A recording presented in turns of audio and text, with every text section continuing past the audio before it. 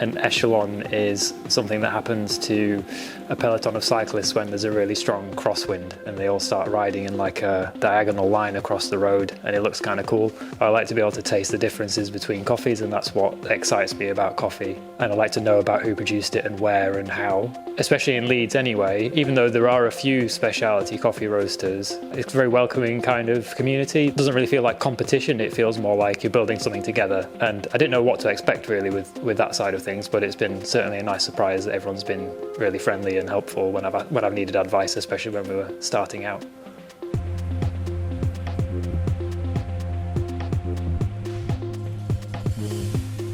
This seems ridiculous to say, but the actual roasting process, roasting coffee, is probably only about 20% of all the tasks that go into making a coffee roastery work. And so that time is actually quite precious, and I enjoy that a lot because it's where you're doing what you set out to do in the first place, and it's just a very rewarding process when you get it right. We try to roast in a way that allows the person drinking the coffee to taste as much of the inherent characteristics of that coffee as possible. So we roast quite light, that usually means, so you don't really taste all the roasty flavours that you might get with a darker roast. We try to kind of keep the character of the coffee as present as possible. Yeah, I think that's probably what makes our coffee stand out to some others, perhaps.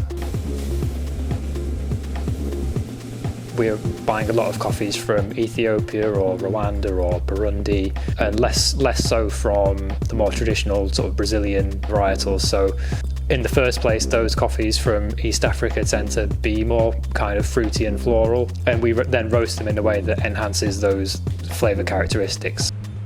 I tend to drink my coffee black. I usually make a filter coffee at home. We also make sure that at any time we've always got at least one or two options in our range that are really good to make espresso and to drink with steamed milk as well.